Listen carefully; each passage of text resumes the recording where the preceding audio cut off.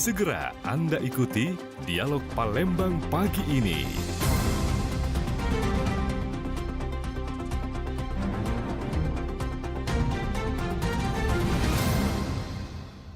Pendengar, kita sudah di Dialog Palembang pagi ini. Perayaan HUT ke-74 TIBI menjadi momentum penting untuk mempertegas peran vital bidang. Ada peran vital bidan ya maksudnya dalam transformasi sistem kesehatan nasional.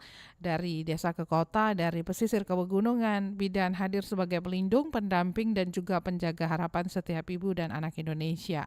Jadi Dirgahayu Ikatan Bidan Indonesia ke-74, bidan tangguh, keluarga tangguh, bangsa tangguh ya. Dan harapannya bahwa kolaborasi yang telah terjalin itu akan membawa manfaat besar bagi bangsa dan negara kesatuan Republik Indonesia. Nah, pada kesempatan hari ini kita akan membahas pendengar peringatan Hari Bidan Internasional, bidan kritis dalam setiap kritis. Kami hadirkan narasumber yang sudah hadir dan juga yang sudah tersambung via Zoom saat ini. Kita sapa terlebih dahulu seorang bidan yang sudah hadir di Studio Pro 1 Palembang adalah Mbak Sri Ayu Lestari AMD Cup ya, bidan pelaksana klinik Valesia Medica. Selamat pagi, Assalamualaikum Mbak Ayu. Selamat pagi, Waalaikumsalam warahmatullahi wabarakatuh. Perjalanan ke sini lancar? Alhamdulillah lancar. Alhamdulillah lancar. Cantik ya, bidan-bidan tuh emang cantik ya. Masya Allah. Masya Allah, tabarakallah. Selanjutnya yang sudah tersambung via Zoom ini Mbak Ferawati SST MKes, Ketua Timja Kesehatan Keluarga dan Gizi Masyarakat dari Dinas Kesehatan Banyuasin. Selamat pagi, Assalamualaikum warahmatullahi wabarakatuh. Selamat pagi Ibu. Selamat pagi semuanya. Alhamdulillah kabar baik ya. Alhamdulillah baik Bu. Oke. Luar biasa pagi ini. Baik, luar biasa. Nah, kita juga masih menanti tersambungnya narasumber kita satu lagi ya. Kepala Anak MTBS Puskesmas Tanjung Lago, Bidan Yein Nurita Listian S STR Cup ya. Jadi ini pendengar, nanti Anda juga bisa bergabung bersama kami di 0711369977, 082179279090 ya. Sebelumnya kami ucapkan selamat ulang tahun ya untuk bidan-bidan di seluruh Indonesia khususnya ya. Hari bidan ini semoga makin banyak lagi bidan-bidan yang ada, terus juga Amin. Kontribusinya juga semakin dirasakan oleh masyarakat ya pastinya. Nah, untuk memperingati Hari Bidan Internasional ini, bidan kritis dalam setiap krisis. Dalam konteks peringatan Hari Bidan Internasional, sebenarnya apa sih makna dibalik bidan kritis dalam setiap kritis ini, Mbak Ayu? Mungkin bisa jelaskan begitu ya? Siap. Jadi bidan kritis dalam setiap krisis itu adalah bidan yang mampu mengambil keputusan yang tepat.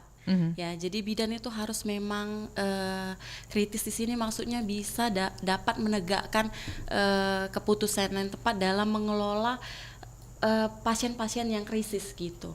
Jadi lebih tepatnya bidan itu dapat menegakkan, mampu menetapkan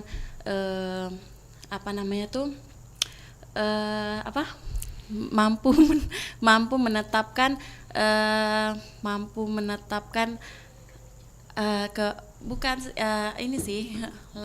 jadi mampu menetapkan aku gugup. Oke, mungkin kita bisa ke ini dulu ya sambil kegugupannya hilang kali ya Mbak Ayu ya. Iya, jadi ini the first time aku ngomong langsung ini. Oh gitu, baik. Nah, jadi sebenarnya bidan kritis itu adalah kritis itu maksudnya itu dalam konteks bidan yang mampu menetapkan pelayanan yang menegakkan. Jadi seorang bidan itu harus cepat tanggap ya. Cepat tanggap gitu. Jadi mengelola krisis pasien-pasien begitu. Oke. Nah, sebelum saya lanjutkan ya, saya akan sapa dulu nih, sudah tersambung juga narasumber kita satunya. Bidan Yein Nurita Listian S STR Cup ya. Ini Kepala Anak MTBS ya, atau ketua nih. Mohon izin nih Mbak Yen. Iya, selamat pagi Mbak Tata. Ya, Kak Ani ketua ya, apa kepala nih Mbak? Iya, kenapa Mbak Tata? Kak Ani kepala apa ketua nih? Kebetulan saya ini apa ya, kepala Oh, Kebru lah, kepala ya, ruangan kepala ya. ya, Izin kepala. ya, Bu Pera. Bu Pera, selamat pagi Bu Pera. Pagi Oke. Mbak. Oke, terima Ya kasih itu, sudah kalau bergabung. kepala itu Bu Pera, kepala di Oh ya, Banyuasin. jadi kepala ruangan anak begitu ya, MTBS Puskesmas Tanjung Lago. Di Nah, Puskesmas Tanjung Lago, Mbak Tata. siap. Jadi sebelumnya nih kita mengenai bidan kritis dalam setiap krisis ini ya, apa yang mau ditambahkan begitu Bidan Yeni ya untuk makna tema dari Hari Bidan Internasional di tanggal 5 Mei kemarin? Iya. Kalau tanggal 5 Mei itu kita tahu kan memang Hari Bidan Nasional ya. Kalau Hari Bidan se-Indonesia itu tahu saya tanggal dua puluh 4 enam Juni. Juni kalau nggak salah. Iya, Iya, ini 24 Tapi kalau berarti Juni. tanggal 5 Mei itu nasional ya, se-Indonesia, Iya. se-internasional. internasional Nah, ya. kalau Heeh. iya tema kita pagi ini bidan kritis Kritis. dalam situasi krisis gitu ya. Iya. Nah, kalau bidan kritis itu berarti bidan tanggap. Kita pernah mendengar istilah bidan delima. Kalau Iya. bidan delima di sini dikatakan bidan delima berarti bidan mengetahui manajemen kesehatan. Pertama ya bidan harus tahu untuk pelindung dirinya dulu, Mhm. baru kita bisa melindungi kesehatan Kesehatan. ibu dan anak. Nah, kalau kita sudah terdaftar tentang keprofesian kita, kita Mhm. pasti bisa terlindungi oleh badan organisasi yang kita ikuti. Jadi kalau kita bisa menegakkan diagnosa dalam keadaan pasien, misalnya bidan kritis dalam krisis itu, yaitu kita Mhm. bisa melindungi setiap wanita, setiap diri kita sendiri, setiap keluarga, bahkan setiap anak yang misalnya datang ke bidan yang dipercayakan oleh seseorang yang sakit, Iya. kita bisa menegakkan diagnosa dalam keadaan eh, sakit tentunya ya. Mhm. Nah, itu bidan kritis dalam krisis. Jadi kita diberi kepercayaan bahwa kita bisa memberikan kenyamanan dan memberikan solusi dalam tindakan penyakit suatu pasien itu. Oke. Nah, selanjutnya saya ke Bu Vera nih. Bu Vera, sejauh ini ya, dari Dinas Kesehatan Banyuasin sendiri, bagaimana peran bidan kita nih di tepatnya nih ya di masa krisis, misalnya seperti kemarin pandemi ya, bahkan juga bencana alam, bahkan juga mungkin keterbatasan fasilitas kesehatan yang mungkin memang belum banyak diketahui masyarakat.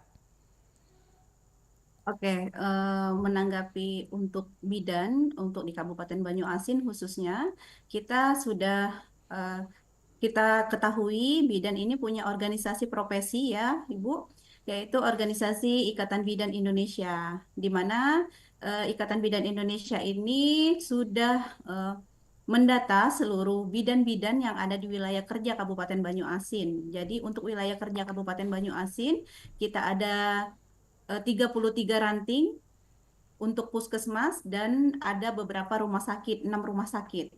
Jadi bidan-bidan itu sudah terdata, baik itu bidan yang bekerja di instansi pemerintah maupun mandiri, secara mandiri yang tidak eh, se- dia dia bekerja secara mandiri, terus praktek dan melakukan pelayanan kebidanan.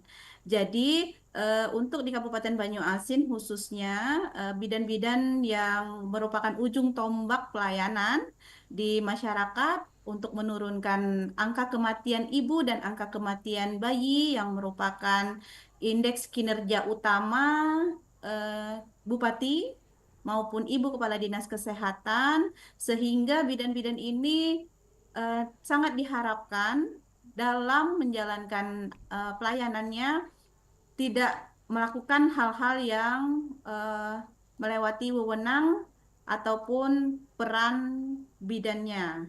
Jadi, kita melakukan tugas dan fungsi bidan secara baik, yaitu melindungi eh, ibu dan bayi sehingga angka kematian ibu dan angka kematian bayi menurun. Mudah-mudahan di Kabupaten Banyuasin tahun ini tidak menyumbangkan banyak lagi seperti tahun-tahun sebelumnya ya, Mbak. Amin. Iya. Kita harapannya Nih, seperti itu semua ya, begitu. Nah, saya ke Mbak Ayu. Mbak Ayu ini kan bidan pelaksana di salah satu klinik ya Iya. di Kota Palembang ya, begitu ya. Apa sih Mbak yang menjadi tantangan begitu ya saat ini sebagai bidan begitu ya, mungkin yang paling sering dijumpai begitu ya, yang sering dihadapi ya dalam melayani kesehatan ibu dan anak. Kalau kita kan karena pelayanan kita itu kita kan praktek dokter umum ya. Jadi memang di sini kita tidak seperti bidan-bidan yang klinik-klinik yang ada partesnya, ada yang persalinannya. Jadi paling tantangannya itu ya kita melakukan edukasi aja kepada ibu-ibu yang misalnya kita nggak turun langsung ya, kita nggak turun langsung, jadi kita melakukan edukasi melalui ibu hamil yang datang ke paskes kita untuk diberikan edukasi mengenai kesehatan ibu dan anak seperti itu. Jadi kalau untuk ditanya tantangan, kalau saya kan kalau memang saya pegang di kecamatan itu kan sebagai bidan pencegahan stunting kan. Nah ya paling tantangannya itu ya kepada ibu-ibu yang memiliki wawasan yang kurang ya, kayak bukan ekonomi ke bawah ya, bisa dikatakan lah ya. Ibu-ibu yang kurang wawasan dalam pengetahuan. Nah itu paling kita melakukan edukasi, itu aja sih tantangannya. Oke, nah kalau di Puskesmas Tanjung Lago sendiri ya, bidannya Nur Rita ya begitu ya, bidannya ini apa sih tantangannya kalau di Puskesmas itu tadi kalau misalkan Mbak Ayu ya, apalagi Mbak Ayu ini kan kita tahu di kota katakanlah ya, bukan Iya, di bukan di bukan di di desa. Puskesmas seperti itu ya. Nah kalau di Puskesmas sendiri apa tantangannya nih? kalau tantangan di puskesmas itu ya Heeh, dikatakan tantangan setiap hari itu kalau udah datang pasien ke puskesmas, iya, semua dilayanin, baik heeh, itu dari bayi balita, mm-mm, anak, bahkan sampai dewasa lansia, dari remaja, dewasa lansia itu semua dihadapi. Karena di tingkat puskesmas itu bukan hanya sekedar bidan yang menghadapi itu ya. Kita ada dokter, ada perawat juga. Jadi tergantung diagnosa yang datang, tergantung pasien yang datang. Jadi setiap pelayanan yang kita berikan itu kita usahakan mm-mm, untuk memberikan, misalnya ada kasus lah di ruangan anak misalnya. iya, Mulai dari anak itu, mulai dari kita melakukan kegiatan biodatanya dulu, kita meminta dulu biodata, kemudian baru kita melakukan pemeriksaan fisik, mm-mm, yaitu timbang badan sama berat badan, baru kita mengukur tensi, baru kita tahu keluhan, kemudian baru kita bisa menegakkan diagnosa. Diagnosa. Nah, tantangannya itu bukan hanya sekedar menegakkan diagnosa, tapi untuk mengelola membuat dia rasa aman, iya, nyaman itu gimana dia bisa berkata sejujur-jujurnya supaya kita mengetahui apa yang menjadi keluhan dia saat datang ke kita. Itu tantangan di setiap ruangan itu berbeda. Baik mulai dari di ruangan ibu, KIA, ibu dan anak. mm-mm, KIA itu lebih lagi beda. Eh, ada yang tentang remaja juga, ada mm-mm. juga di ruangan poli tentang dewasa dan lansia. Jadi banyak kalau di tingkat puskesmas itu, Mbak Tata. Oke, Bu Vera, apa program unggulan kita begitu ya di Dinas Kesehatan Banyuasin sendiri untuk menurunkan angka kematian ibu begitu ya Bu Vera yang tadi juga kita harapkan ya semakin berkurang ya dan juga bayi ya yang memang melibatkan para bidan-bidan kita ini.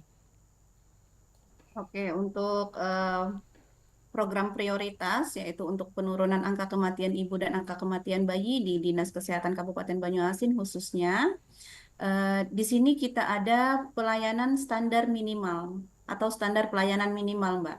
Itu Ya, merupakan kinerja Bupati juga dan merupakan kinerja Kementerian Kesehatan di mm-mm, mana eh, kalau di bidang Kesmas, di bidang kami yaitu mengatur seluruh siklus hidup pelayanan minimalnya yaitu iya, satu mm-mm, standar pelayanan minimal kepada ibu hamil, dua kepada ibu bersalin, tiga kepada bayi baru lahir, empat kepada balita, tiga kepada anak usia pendidikan dasar, dan enam kepada lansia usia lanjut. Jadi dari seluruh siklus hidup itu, benar kata Mbak Yen tadi, di puskesmas kita sudah melakukan pelayanan yaitu eh, puskesmas ILP atau Ya, integrasi pelayanan layanan primer. primer. Pelayanan primer. Jadi di integrasi layanan primer ini seluruh klaster pelayanan dilayani Mbak dari seluruh siklus hidup dari ibu hamil sampai lansia. Oke, jadi apa ya, mulai yang dari sebelum punya anak, maksudnya dalam perencanaan, dalam Benar. prosesnya saja Remaja. sampai remaja dan juga lansia begitu ya.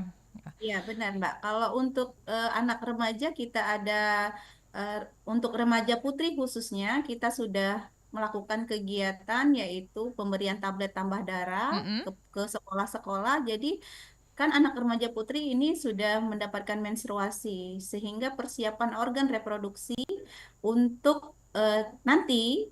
mereka akan hamil dan selanjutnya Mm-mm. udah disiapkan dari sekarang. Oke. Nah, kalau bidannya sendiri ada strategi khusus tidak untuk memastikan memang layanan kesehatan maternal dan neonatal ini tetap berjalan begitu ya selama krisis gitu. Mungkin ke Mbak Ayu dulu. Kalau Oke. untuk apa Mbak, pelayanan krisisnya Iya, heeh. maksudnya itu paling kalau kita ya klinik itu paling menyediakan pelayanan kesehatan anak seperti pemeriksaan kesehatan Mm-mm. gitu. Untuk imunisasi juga kita itu masih jejaring. Mhm. Jadi paling kalau klinik kita karena kita nggak punya tempat persalinan ya Mbak Iya, ya. iya. Jadi kita itu masih jejaring. Jadi kita paling cuma edukasi kayak konseling KB seperti itu aja Mbak. Kita lebih ke karena jejaring itu kan collab sama puskesmas gitu Mbak ya. Iya. Jadi paling ibu-ibu yang imunisasi dianya di puskesmas seperti itu. Oh, oke, begitu ya. Nah, kalau di Puskesmas Tanjung Lago, bidannya ini strategi bidan untuk memastikan begitu ya bahwa layanan kesehatan maternal dan neonatal ini tetap berjalan begitu selama krisis. Iya. Kalau strategi yang kita dapatkan dari Puskesmas Tanjung Lago itu sekarang kita 2025 sudah mulai menerapkan yang namanya kelas ibu hamil, Mm-mm. kelas ibu balita, dan juga kelas remaja sampai ke kelas lansia. Nah, itu diadakan per masing-masing desa. Nah, Mm-mm. di mana melalui masing-masing desa itu kita lakukan kegiatan di setiap bulannya itu biasanya ada rutin posyandu. Nah, di situ kita terjun, kita lakukan pemeriksaan, yaitu tim dari puskesmas turun, Mhm. mulai dari tim remaja tadi, itu kan Mm-mm. ada jadwal masing-masing, Mbak Tata. Iya. Nah, di saat di situ kita bisa melakukan penjaringan, kita dapat pasiennya, dapat datanya. Setelah dari bidan desa kita dapat datanya, mereka datang berkunjung ke posyandu. Nah, dari situ kita bisa melakukan pelayanan maksimal bahwa kita mengetahui, oh iya, mereka mengetahui bahwa memang sudah ada kegiatan eh, untuk mempermudah mereka tidak lagi susah payah ke puskesmas, nah, Mhm. atau ke rumah sakit. Jadi sebelum kita mau ke rumah sakit atau ke puskesmas, melalui pelayanan di posyandu, kita bisa pastikan mereka mengetahui, mendapatkan pengetahuan baru. Misalnya untuk melakukan rujukan, Iya. gimana caranya, terus mereka mengetahui sebelum melakukan rujukan itu apa. Itu yang dilakukan oleh tingkat puskesmas ke pasien langsung, tidak langsung ke merepotkan, pokoknya memberikan mereka pelayanan, memberikan kita pelayanan yang membuat mereka mengerti. Mhm. Oke, yang dipahami juga seperti itu ya, Mbak Yen ya. Ya, ya Oke. misalnya kan kayak anak remaja kan, anak remaja Mhm. itu pada dasarnya kan mereka kalau mau ke tingkat puskesmas itu sangat malu, walaupun dia sudah didampingi sama orang tua kan. Mhm. Mhm. Padahal kalau yang namanya remaja itu udah bisa dong kalau berobat sendiri atau apa, tapi tidak untuk anak-anak gitu kan. Mhm. Terkadang dari situlah kita kalau sudah melakukan pendekatan di melalui kegiatan posyandu, ya mudah-mudahan kan kalau di kegiatan posyandu kan mereka udah kenal dengan lingkungan mereka sendiri itu Iya. yang dilakukan Puskesmas Tanjung Lago, Bu. Oke. Nah, kalau dari pengalaman dampak pandemi COVID-19 yang lalu begitu ya, terhadap layanan kesehatan ibu Hmm. dan anak ya, Ini seperti apa Mbak? Bagaimana juga bidan-bidan teman-teman rekan-rekan sejawat kita ini beradaptasi begitu Mbak Yen? Kalau dampak pandemi COVID kemarin itu Mm-mm. sampai sekarang itu kayaknya masih berefek. Mereka masih melakukan tindak memakai masker, sebelum Hmm. masuk ke puskesmas mereka mencuci tangan, terus mereka mengetahui tentang antrian itu tidak bisa berdekat, masih menjaga jarak, itu masih berdampak sampai saat ini, Mbak. Oh, jadi kita lebih ini dong, lebih hygiene gitu ya Mbak ya? Akhirnya terbiasa ya. Ya, mudah-mudahan lah mereka mengerti ya, Iya. mereka mudah-mudahan karena kan kita melakukan tindakan penyuluhan itu setiap bulannya melalui bidan-bidan desa juga Iya. kegiatan ini. Oke, nah Bu Vera, lalu Ya. inovasi apa saja nih atau mungkin terobosan begitu ya yang dilakukan pemerintah kita ya di masa krisis kemarin ya untuk menjangkau masyarakat yang memang aksesnya sulit begitu Bu? Oke, untuk di Kabupaten Banyuasin, di mana eh, di Kabupaten Banyuasin ini ada 305 desa dan kelurahan Mm-mm. jumlahnya, sangat luas dan eh, mungkin Mbak Tata tahu Mm-mm. bahwa Kabupaten Banyuasin itu hampir 70% perairan. Ya, jadi bidan-bidan desa yang membantu sebagai garda terdepan, membantu pelayanan di masyarakat, di mana benar kata-kata Mbak Ian tadi, kita sudah ada kegiatan DMD nih, dokter masuk desa, di mana setiap puskesmas melakukan kegiatan tersebut rutin setiap bulan di wilayah kerja desa puskesmas masing-masing. Terus bidan desanya kan standby. Iya. Bidan desa itu kan ada kegiatan-kegiatan yang dia lakukan yaitu bisa dari promosi kesehatan, Mm-mm. bisa dari pengetahuan-pengetahuan yang diberikan ke masyarakat melalui mungkin ada MMD di desa, Mm-mm. kegiatan-kegiatan di desa, terus ada kegiatan PKK. Nah, jadi menambah pengetahuan-pengetahuan ibu bahwa untuk pelayanan kebidanan ini tidak sulit lagi untuk mendapatkannya kayak gitu Mbak. Karena Mm. bidan desa sudah standby di Iya, iya. desa masing-masing, terus puskesmas di Kabupaten Banyuasin pun sudah ada 33 puskesmas yang sudah ada dokternya dan alhamdulillah di 33 puskesmas tersebut sudah mempunyai alat USG Mbak. Mm-mm. Jadi sudah Di Kabupaten terpenuhi ya Banyuasin. USG-nya ya. Jadi, Mm-mm. iya, jadi untuk deteksi dini komplikasi untuk ibu hamil, tidak kesulitan sebenarnya untuk seluruh wilayah kerja puskesmas di Kabupaten Banyuasin. Jadi, eh, untuk persalinan yang aman dan nyaman pun, ibu-ibu hamil tuh bisa bisa dilayani di puskesmas maupun di praktek-praktek bidan mandiri yang ada Ya. di wilayah kerja Dinas Kesehatan Kabupaten Banyuasin karena eh, bidan-bidan kita tuh banyak loh Mbak di Kabupaten Banyuasin ada 1.400 lebih Mm-mm. bidan di seluruh instansi pemerintah maupun swasta. Jadi kalau untuk pelayanan yang efek dari pandemi kemarin, Ya. mudah-mudahan tidak ada efek samping yang eh, membuat masyarakat tidak mendapatkan pelayanan nih, karena Mm-mm. di masyarakat kita sudah ada bidan desa, sudah ada puskesmas yang melayani pelayanan kesehatan dan seluruh siklus hidup, Mbak. Oke, baik. Nah, pendengar kami ingatkan juga untuk Anda ya yang mau bertanya langsung kepada narasumber silakan bergabung bersama kami di 0711369977, 082179279090 atau bisa langsung komen saja di akun YouTube RRI Pro 1 Palembang. Kita masih bersama ketiga narasumber kita di pagi hari ini ya di Palembang pagi ini. Jadi berhubung ini memang Hari Bidan Sedunia atau Hari Bidan Internasional ya. Saya juga mau tanyakan nih pengalaman yang memang masing-masing narasumber kita yang basicnya adalah seorang bidan. Tapi kita ke pendengar dulu. Halo, selamat pagi. Selamat pagi Mbak Tata, Sama siapa di mana Pak? dari Pak Jakaria Kenten. Pak Zakaria di Kenten silahkan. Ya, mau tanya ini masalah umum ya, Ya. Mbak Tata ya. yang selama ini masalah soal kematian ibu dan anak Heeh. seberapa jauh untuk di Kabupaten Banyuasin kemajuannya, kemudian juga misalnya angka stuntingnya bagaimana, Oke. supaya kita masyarakat senang mendengar kalau ada kemajuan. Oh, Terima oke. kasih penjelasannya. Baik. Assalamualaikum. Waalaikumsalam. Terima kasih Pak Zakaria. Nah, mungkin Bu Vera ya nih bisa langsung menjawab seperti apa kondisinya saat ini di Banyu Asin. Silakan Bu Vera. Oke, terima kasih Bapak atas pertanyaannya. Untuk angka kematian ibu ya tadi ya Pak ya. Iya. Angka kematian ibu di Kabupaten Banyuasin dari tahun 2024 sampai dengan tahun 2025 bulan 5 ya.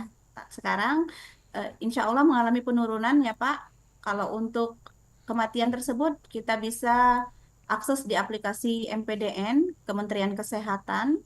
Jadi di seluruh wilayah kerja Kabupaten Banyuasin sampai dengan tanggal hari ini terjadi satu kematian ibu di Rumah Sakit Umum Palembang. Oke. Itu dari Banyuasin. Iya. Oke. Kalau untuk stuntingnya gimana Bu Vera di Banyu Oke, Asin? untuk angka stunting Mm-mm. hasil dari SKI 2023 kemarin angka stunting Kabupaten Banyuasin turun ya menjadi 21. Kita akan menunggu hasil rilis SSGI 2024. Kemarin kami dapat informasi untuk Provinsi Sumatera Selatan sudah mengalami penurunan angka stunting kita yaitu 19%, Mm-mm. tapi untuk kabupaten belum rilis Mbak angkanya. Nanti Mm. mungkin akan ada informasi lebih lanjut, bisa juga diakses karena ini hasil survei Mbak ya, SSGI, Iya. hasil survei Badan Gizi. Kita akan menunggu kabar-kabarnya rilisnya akhir-akhir bulan Mei ini. Oke. Kalau Tanjung Lago nih gimana nih Mbak Yen? Kita sekalian nih ke Tanjung Lago. Kita update juga. Aku belum paham masuk pertanyaan Bapak itu. Oh, angka kematian itu mengalami penurunan tidak seperti itu, mungkin lebih apa secara umumnya ya begitu. Sama stuntingnya Oh, gimana gitu ya. Alhamdulillah ya untuk Mm-mm. sampai tahun 2025 ini bulan Mei belum ada terjadi kematian. Mm-mm. Mudah-mudahan seterusnya jangan karena Oke. kerja keras, kerja usaha bidan desa bahkan sampai ke tingkat puskesmas juga sudah terjadi. Mulai dari penyuluhan sampai ke tingkat pengedukasian Mhm. yang apa kalau untuk stunting itu kategori sekecamatan Tanjung Lago di Puskesmas Tanjung Lago ini tidak ada. Tapi kalau di bawah stunting, stunting itu kan kita garis bawahi itu banyak kategorinya. Ada Mm-mm. yang obesitas, ada yang sangat kurus, Mm-mm. ada yang memang eh, tidak sesuai dengan ukur tinggi badan dengan berat badan. Itu Mhm. namanya dikatakan stunting. Nah, kalau di tingkat Puskesmas Tanjung Lago itu stunting nol, tapi di bawah garis merah sepertinya banyak. Oh, iya iya ya. Karena itu tadi Ya, pengkategoriannya itu tapi ya, Bu Yen ya. ya Heeh. kalau untuk kategori stunting itu kemarin itu tidak ada, tapi kalau di bawah garis merah banyak. Maka itu kemarin itu tim anak sama tim gizi itu melakukan eh, bersama-sama dengan kepala desa Mm-mm. itu kegiatan pemberian makanan tambahan, di mana Iya. data yang didapat per desa itu Mm-mm. untuk dilakukan pemberian makanan tambahan selama kurang lebih mulai dari yang ibu hamil itu usia trimester 2 sampai ke trimester awal sampai ke trimester 3. Begitu juga dengan anak bayi balita dilakukan pemberian makanan tambahan sampai 6 bulan. Ya. Itu dari puskesmas memberikannya. Jadi kita ada tim memang turun untuk melakukan pemberian makanan tambahan. Jadi setiap pagi itu kader dari tim dari puskesmas turun untuk memberikan makanan tambahan ke kader. Jadi kemudian dari kader nanti memberikan makanan tambahan untuk ke bayi balita langsung secara bukti autentik itu foto Oke. setiap hari. Setiap hari tanda ya. tangan. Oke, kita ke Iya. pendengar kembali ya, Mbak Ayu, Mbak Ian, dan juga Bu Vera ya. Selamat pagi. Assalamualaikum. Waalaikumsalam. Sama Bapak siapa di mana, Pak? Dengan Kliwon Raharjo, Banyuasin. Pak Kliwon di Banyuasin, silakan. Betul. Assalamualaikum Ibu-Ibu narasumber. Waalaikumsalam Waalaikumsalam, warahmatullahi Pak. wabarakatuh. Selamat Hari Bidan. Semoga ini tabungan amal jariah bagi bidan se-Indonesia. Maaf kalau ini nyimpang dari tema karena saya tidak ngerti dari awal. Pertama, pertanyaan saya Mbak, Bu, apa bidan desa secara SDM ya, secara SDM kira-kira sudah bisa ya untuk melayani konsultasi pranikah? Nah, itu yang pertama. Yang kedua, ini saya minta tolong karena saya tidak tahu harus kemana mengadu di puskesmas. Salah satu puskesmas, saya tidak berani menyebutkan namanya. Kami suatu saat perlu betul untuk rujukan. Tapi kami datang jam 8 itu puskesmas masih kosong, bahkan pintu belum dibuka. Sampai akhirnya jam 9 lebih baru ada satu ibu-ibu yang nongol dan kami harus menunggu lagi. Akhirnya karena jarak kami ke rumah sakit daerah itu jauh, terpaksa sampai rumah sakit daerah telat. Bayangkan, maksudnya begini, kalau memang jam dinasnya itu jam 10 atau jam 11, tolong dong disosialisasikan kepada kami, sehingga kalau kami perlu itu bisa sehari sebelumnya. Dan gara-gara aparat puskes yang telat datang, kalau telat ya, saya tidak tahu jam dinasnya berapa, kami harus terpaksa ngulang ke rumah sakit daerahnya. Jarak kami jauh, Bu.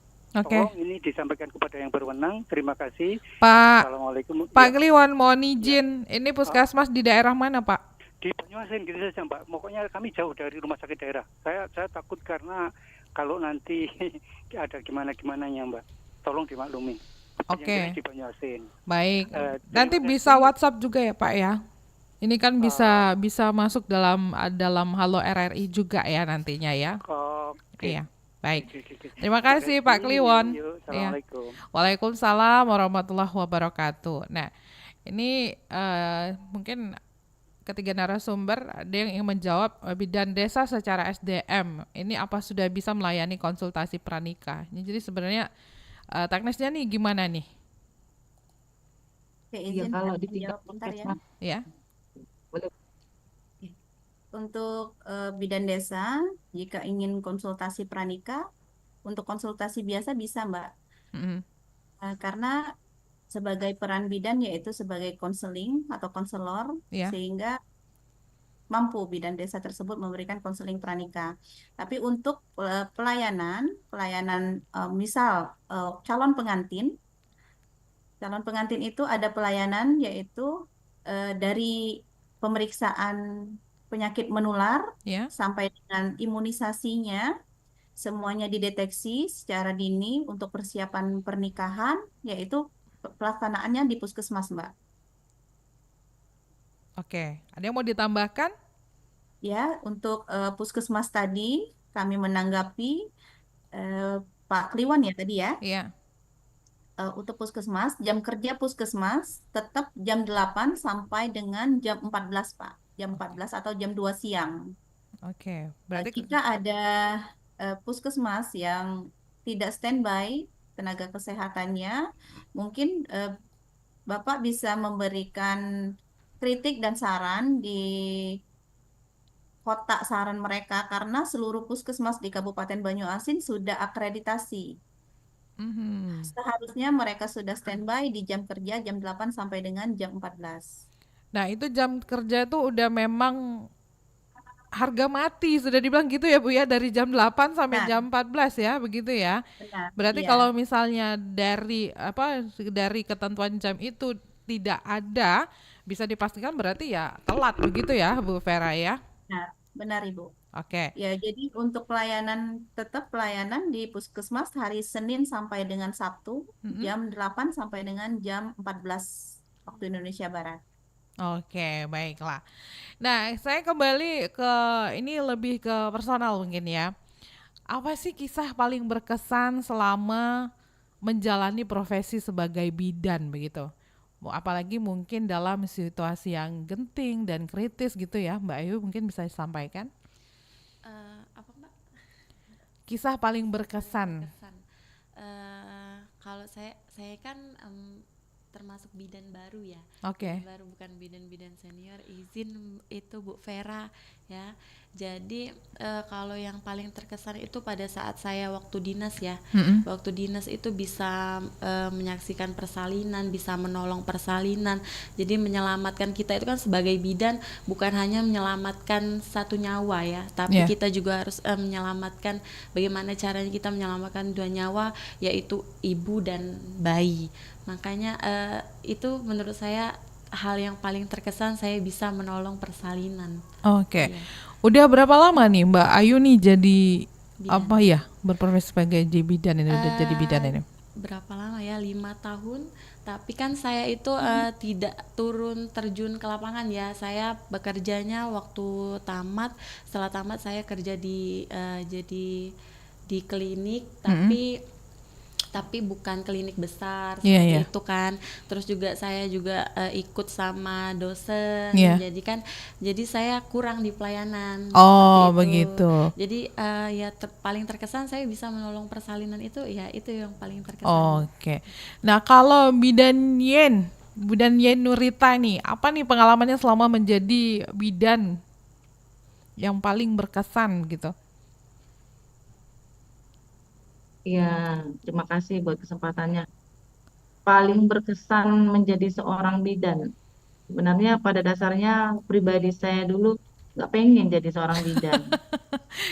Pengennya jadi apa nih kemarin nih Mbak Yen? Pengennya jadi bagian mengukur-ukur suhu kayak gitu. Bagian kenapa ini, kenapa begitu gitu kan. Dan akhirnya iya, dan akhirnya persetujuan orang tua memberikan saya untuk menjadi seorang bidan. Oke, jadi Iya, tadinya mau ke BMKG malah ke klinik kesehatan ya. Oke, silakan. Ya, pengalaman yang berkesan ya saat saya menjadi seorang bidan itu sampai saat ini tuh ya bisa memberikan pertolongan seperti memberi saat mereka sakit. Nah, saya terkadang nggak percaya diri pertama kali kan. Kok bisa ya saya mengobatin dia? Kok bisa saya mengajak dia berbicara? Kok bisa ya? Nah, terkadang nggak percaya diri dan besoknya kembali lagi. Ya, disitulah peran yang sangat membuat saya jadi berkesan kan. Saya ini, oh ternyata bidan itu pahlawan ya, pikirku kan, bukan guru aja pahlawan gitu kan. Ternyata bidan itu seorang pahlawan buat seorang wanita, buat diri kita sendiri, buat keluarga, buat suami, bahkan buat lingkungan juga kita berperan gitu. Nah, sebagai seorang bidan itu ternyata. Nah, itu yang berkesan buat saya menjadi seorang bidan. Oke, baik kalau begitu ya. Jadi itu ya. Tapi sampai saat ini menikmati, berarti udah menikmati, udah nggak bisa lagi bilang nggak pengen ya, Mbak Yen. Makanya itu Mbak, semakin bertambahnya pengalaman dan usia, ya ternyata menjadi seorang bidan itu ya nggak seperti yang saya cita-citakan dulu. Ternyata lebih unik gitu kan. Ternyata lebih luar biasa. Ternyata jadi bidan itu ya seperti mama saya gitu kan, Wonder Woman gitu kan, ujung tombak gitu. Oke, tapi kalau kita lihat fenomena yang juga sering kita temui begitu ya Mbak Yen dan juga Mbak Ayu. Nah seperti ceritanya Mbak Ayu tadi, beliau ini mungkin ya oke lah bidan begitu, lulusan bidan, tapi ternyata tidak ke pelayanan terlebih dahulu ya. Bahkan nih ada juga di circle kami ya, di circle tongkrongan kita, dia bidan tapi dia kerja malah sebagai administrasi ya. Nah, ini fenomena yang terjadi seperti ini nih apa yang menyebabkan begitu, Pak? Nah, ini mumpung hari bidan ya, kita kulik bener nih. Apakah bidan disclaimer nih ya, belum sejahtera begitu kan ya, dalam artian penghasilannya ya. Makanya ada teman-teman kita yang lulus bidan apply pekerjaannya dari sampingan gitu ya begitu. Nah gimana nih, tolong dijawab nih senior bidan kita nih.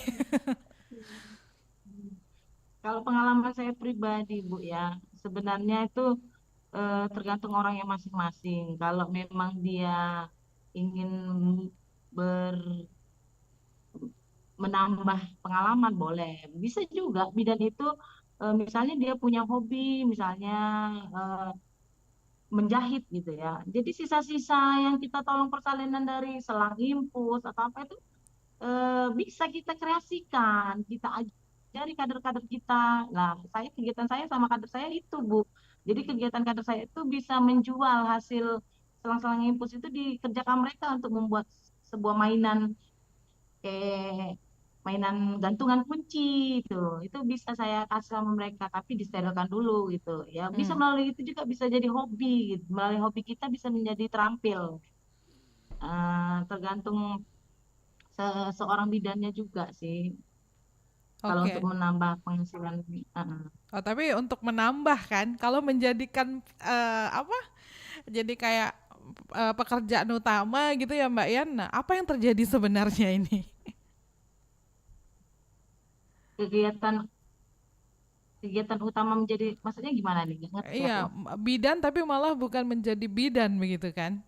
Banyak yang Oh, seperti yang itu. seperti tadi Mbak Iya, lihat ya, menjadi heeh, pekerja di bank gitu ya. betul ya. Nah, itulah tadi Mbak, kembali ke pribadi masing-masing. Pada dasarnya dia mengelola tidakkah dengan tadi yang dia miliki. Kalau dia merasa tidak Cukup. mau mengelola Aha, atau tidak nyaman, mm-mm.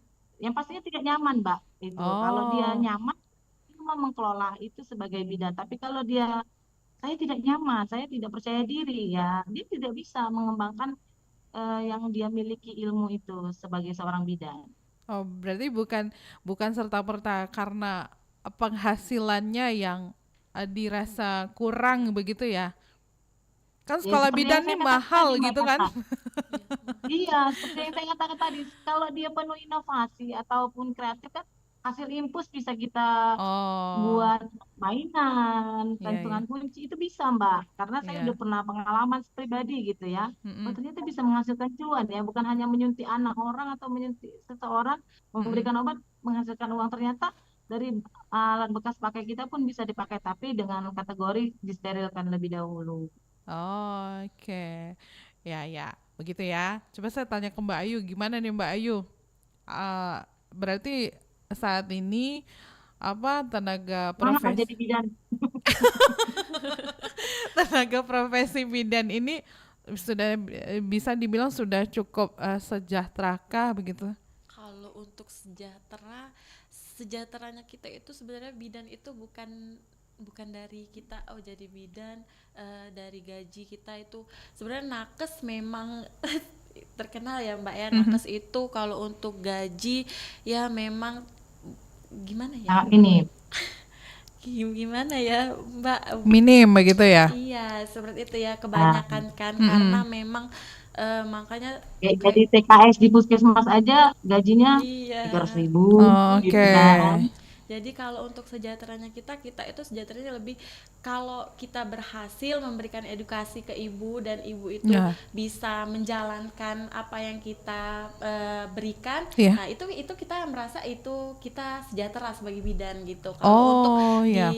diukur dari gaji ya Mm-mm. benar kembali Mm-mm, lagi mm-mm. ke individu masing-masing. Kalau memang dia memang mau mengelola seperti Iya. saya bidan, tinggal saya mau tidak bekerja di rumah sakit Oh, seperti itu iya. kan saya Balik ke pilihannya ya. iya ya Oke. kalau untuk sampingan saya juga membuka studio nail art kan di Iya, rumah karena iya. memang hobi saya juga Seperti di iya bidang itu, fashion iya seperti ya. itu jadi memang Ya. kembali lagi ke individu Iya. masing-masing. Jadi nggak berasa lah Bu Ian dan Bu Vera ya kalau Mbak Ayu nih kalau misalkan penghasilan tiap bulannya agak minim ya karena dia ada penghasilan dari nail art nail artnya itu tadi ya begitu.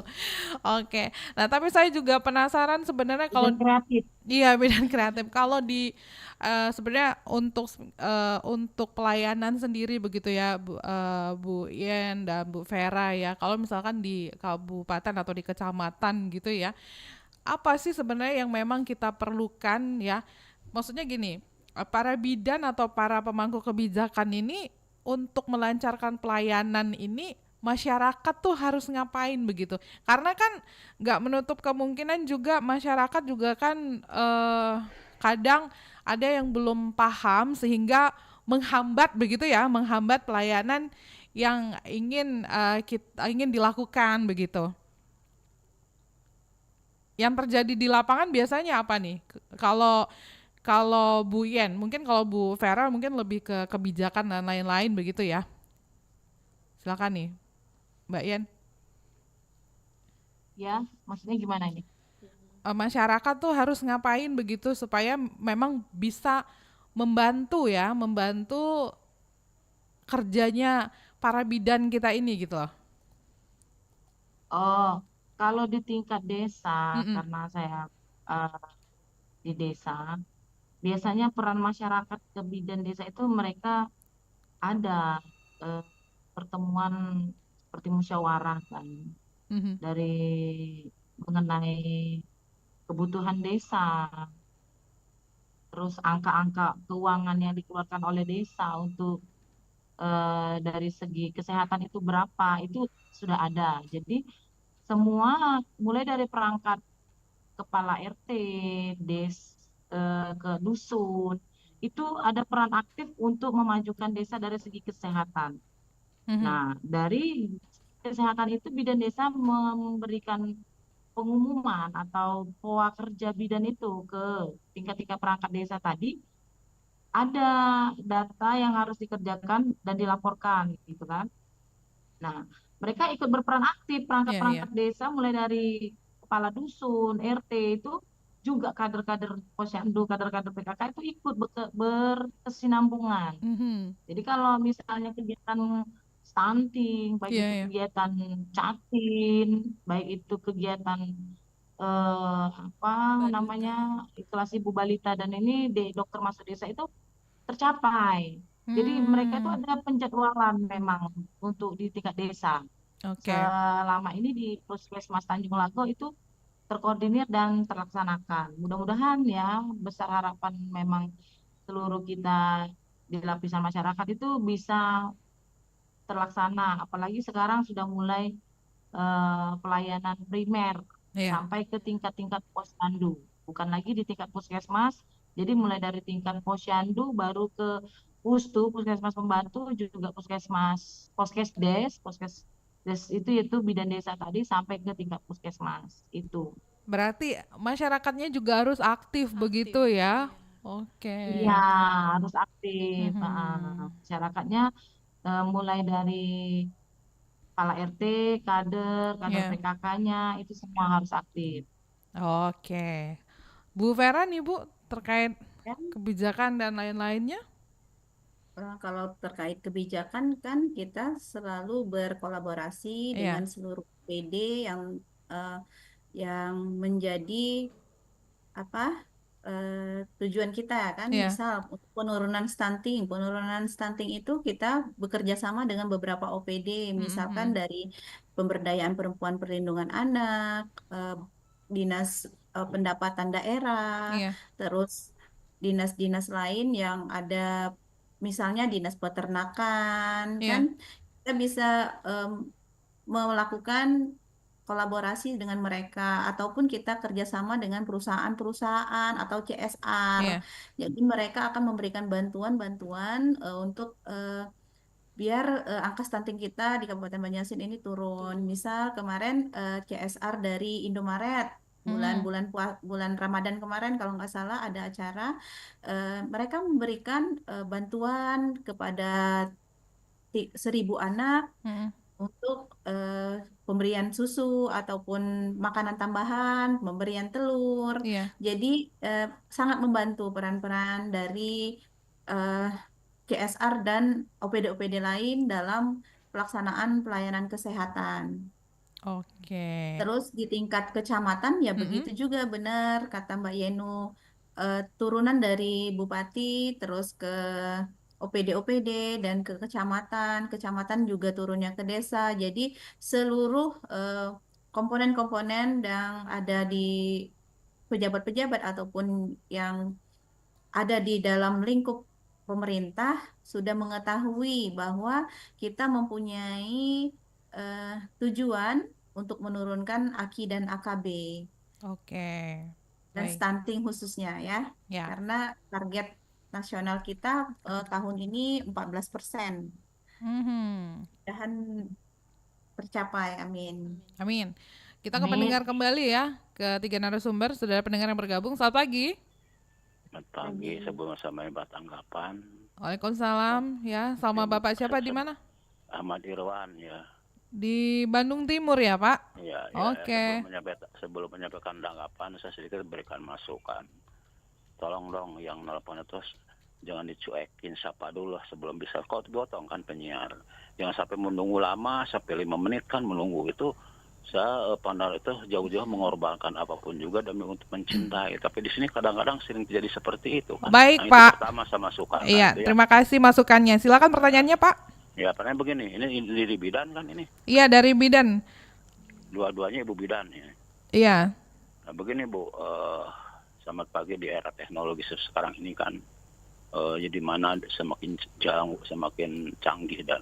Tapi di sini kadang-kadang kita era zaman dulu. Sekarang begini Bu, sampaikanlah baik dokter kemudian kepada itu yang profesional, jangan sedikit-sedikit sesar. Kan itu seperti itu. Makanya di sini banyak asumsi bahwa sesar itu biayanya lebih gede. Kalau biaya melahirkan kan secara normal kan tidak seperti itu. Jadi ini sudah semarak. Jadi tolong sampaikan kepada jangan sampai Pak ini harus sesar karena ini padahal ada di sini Bu. Disuruh sesar tidak mau. Begitu lahir sehat tidak apa-apa. Padahal menurut keterangan dokter akan begini akan begitu, tetapi kenyataannya tidak. Nah makanya di sini saya mohon kepada dokter maupun yang bersangkutan jangan sedikit sesar. Sampaikanlah kepada si hamil itu yang profesional. Jangan ada istilah unsur yang mengatakan bahwa banyak mafia dokter cina di sini. Terima kasih. Assalamualaikum. Waalaikumsalam warahmatullahi wabarakatuh ya. Jadi ini sebenarnya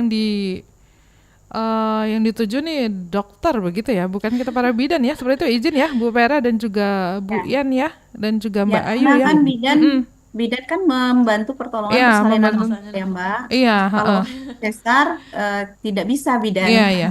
Saya kira kita juga tidak punya kapasitas ya untuk menjawab ini ya. Baik. Kita lanjutkan kembali ini sebelum kita berakhir ya perbincangan kita ya di detik-detik akhir ini ya perbincangan kita seru sekali ya di Hari Bidan Internasional ini ya. Sebagai bidan yang memang katakanlah sering bekerja dalam tekanan krisis begitu ya. Bagaimana sih para bidan ini mengelola stres atau kelelahan emosional lah selama menangani kasus-kasus darurat. Ini kan nyawa nih taruhannya nih. Nggak main-main begitu kan ya. Gimana nih Mbak Ayu silakan. Secara emosional gitu ya. Ya. Kalau kami ya sudah biasa ya melihat pasien-pasien yang ya kalau karena saya tidak di pelayanan ya, maksudnya tuh saya tidak di ada yang persalinan, jadi ya kami paling kalau kita kan lebih kerujukan. Jadi kayak misalnya ibu-ibu yang marah gitu kan, yang datang-datang tiba-tiba, Mbak aku mau rujukan ke sini. Iya Bu, Ibu kemarinnya periksanya di mana? Kita kan karena kita bidan kan kita harus tahu kan, harus tanya ibu udah punya buku KIA belum gitu kan. Kadang tuh ada ibu-ibu yang tiba-tiba datang marah-marah gitu kan. Ya paling kita ya udah sih memang kita udah biasa ya. Udah biasa ketemu manusia-manusia yang seperti itu ya udah gitu. Kalau ibunya yang kooperatif ya kita juga lebih santai kan. Jadi kalau untuk itu kembali lagi kayak ya udah nggak apa-apa sih sudah gitu, karena kalau mau dipikirin mau dibawa ini ya kitanya yang susah, apalagi kita yang bekerja sama dengan BPJS ini. Bu saya nggak tahu nih tiba-tiba saya harus SC gitu kan.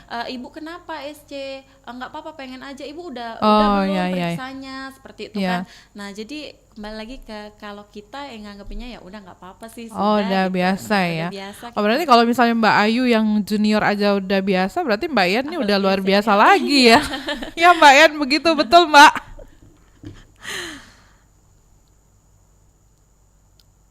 Mbak Ian masih bersama kita di sini? Apa itu Mbak Tata? Maaf. Ini loh, tadi saya tanya kan bagaimana cara mengelola emosi begitu kan, maksudnya cara mengelola stres karena berhadapan dengan kerjaan yang ya luar biasa gitu ya tekanannya ya. Mbak Ayu sih jawabnya ya, Manajemen iya udah stres biasa gitu ya. katanya. Heeh. Ya saya kira kalau misalnya Mbak Ayu yang junior aja udah biasa, Mbak Yan juga udah kapalan gitu ya bahasanya kita ya udah ya enjoy terus gitu. Balik-balik ke rumah jadi sasaran gitu ya. Oh, jadi pengalamannya itu ya Mbak, pengalaman pribadi ya. Orang di rumah kena semprot semua ya. Nggak ada pelampiasan gitu ya. Oh, oke. Ya sebenarnya itu manajemen manajemen stres itu tuh tergantung bad mood kita juga memang Oh, oh, kerja. Ya seperti kayak Bapak tadi katanya ngomong tentang dikit-dikit apa sesar dikit-dikit sesar katanya gitu kan. iya.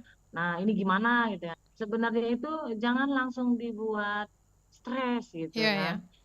Cari solusinya gitu.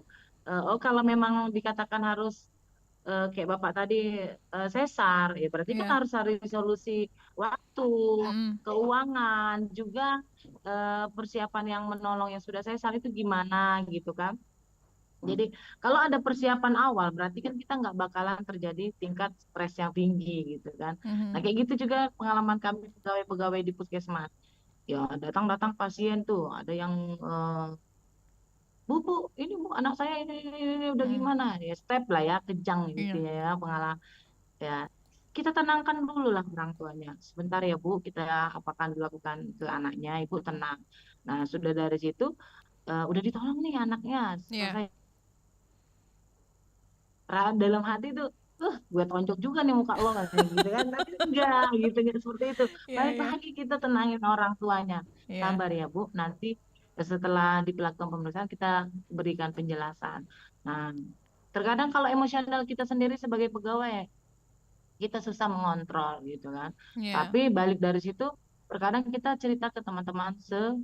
ruangan atau teman-teman itu Oh, ini loh gini lah. Jadi itu tempat pelampiasan kita iya. stres tadi Kurang-kurang gitu. baru di rumah Bertukar jadi sasaran gitu ya, Mbak. ya sebenarnya kalau di rumah itu belum apa-apa anak-anak terkadang dari anak-anak ya yang buat kita kesel banget gitu kan. Heeh. Terkadang jadi udah kamu jangan begini. Nah, langsung "Ini kenapa gitu Iya, langsung iya. emosi gitu kan. Jadi Jadi itu curhat ya, aja Mbak sih Yen. Mbak sebenarnya itu. Yang pasti tingkat emosi dan tingkat Iya. kejiwaan kita masing-masing itu ada gitu. Oke, baiklah. Bu Vera dalam hati, oh jadi begini rekan-rekan saya ini kerjanya. Enggak juga Bu, saya juga praktek di rumah Ibu Oh, izin. praktek di rumah juga ya, Bu Oh, Vera ya. Oke, baik. Heeh. Jadi sebelum di akhir ini perbincangan kita mungkin ketiga narasumber ya akan menyampaikan harapan ya untuk masa depan profesi bidan di Indonesia ini, khususnya mungkin dalam situasi menghadapi krisis kesehatan global atau mungkin ada pesan lainnya yang ingin disampaikan. Saya silahkan, mungkin dari Bu Vera terlebih dahulu. Silakan Bu Vera, apa yang mau disampaikan? Oke, terima kasih Mbak Tata atas sharing kita pada pagi hari ini tentang bidan ya, bidan di Hari Bidan aktivis. Internasional. Jadi kami mengharapkan bidan khususnya di wilayah Kabupaten Banyuasin dan mungkin Sesumsel ya, kita sebagai eh, mempunyai peran fungsi bidan yang banyak yaitu memberikan pelayanan yang berkesinambungan di seluruh siklus hidup. Kita berharap tahun ini angka kematian ibu dan angka kematian bayi dan stunting mengalami penurunan dan pelayanan kita lakukan secara maksimal sehingga kesehatan ibu dan bayi lebih baik tahun ini dibandingkan tahun kemarin. Terus kami juga akan membacakan nih ada pesan dari Ibu Kepala Dinas Kesehatan. Sejauhnya beliau yang mengisi pada pagi hari ini karena beliau ada jadwal yang lain. Jadi titip pesannya di Hari Bidan Internasional ini Ibu Kepala Dinas Kesehatan memberikan pesan buat para ibu bidan yang berhati mulia Terima kasih atas semua dedikasi, pengabdian, serta kesabaran dalam membantu para ibu melahirkan generasi penerus bangsa dengan sepenuh hati. Semoga Allah Subhanahu wa Ta'ala senantiasa melimpahkan semua kebaikan dan keberkahan serta kebahagiaan untuk ibu bidan semuanya dimanapun berada. Amin ya Rabbal Alamin. Baik, Mbak Yen, apa yang mau disampaikan? Ya, buat bidan seluruh dunia lah ya. Pastikan kita membuat proteksi diri terlebih dahulu karena tantangan kita yang di depan itu bukan gampang. Terlihat mudah tapi susah-susah mudah. Jadi kalau kita punya organisasi, kita proteksi diri dulu. Jadi kalau sudah ada yang memproteksi diri kita, kita bisa pastikan kita terlindungi, itu aja. Oke, Mbak Ayu, silakan. Kalau harapan saya semoga bidan-bidan teman sejawat bisa lebih meningkatkan lagi kualitas pelayanan kesehatan yang jauh lebih baik dan berkualitas. Dan saya juga mengucapkan terima kasih kepada teman-teman sejawat, bidan-bidan senior yang telah memberikan pelayanan kesehatan bagi ibu dan anak. Baik, baiklah kalau begitu kita akhiri perbincangan kita di pagi hari ini. Saya ucapkan sekali lagi selamat Hari Bidan ya untuk ketiga narasumber. Semoga semakin jaya lah ya. Amin. Semakin yang belum terpenuhi semakin terpenuhi, begitu ya Mbak Yan ya, Akor ya. Makin semangat jadi bidan. Iya, semangat walaupun awalnya tuh nggak pengen masuk bidan, pokoknya lebih semangat saat ini ya Mbak Yan ya. Baik, terima kasih banyak Bu Vera, terima kasih waktunya. Mbak Yan, terima kasih waktunya juga, dan Mbak Ayu juga terima kasih. Selamat pagi, Assalamualaikum warahmatullahi wabarakatuh. Selamat melanjutkan aktivitas kembali. Assalamualaikum warahmatullahi wabarakatuh. Selamat pagi. Pendengar, baru saja kita berbincang-bincang di Dialog Palembang pagi ini bersama ketiga narasumber yang sudah menyapa Anda. Ketua Timca Kesehatan Keluarga dan Gizi Masyarakat Dinas Kesehatan Banyuasin, Ibu Ferawati SST MKes. Ada Bu Bidan kita juga, Bidan Yai Nurita Listian SST RKEP, Kepala Anak MTBS Puskesmas Tanjung Lago, dan juga ada Mbak Sri Ayu Lestari AMD Cup ya yang langsung datang ke Studio Pro 1 Palembang, Bidan Pelaksana Klinik Valesia Medica. Untuk Anda juga yang sudah berpartisipasi, terima kasih banyak, dan kami masih akan terus menemani Anda di sepanjang Palembang pagi ini. Tetaplah bersama kami di Pro 1 Palembang, kanal informasi dan inspirasi. Baru saja Anda ikuti Dialog Palembang pagi ini.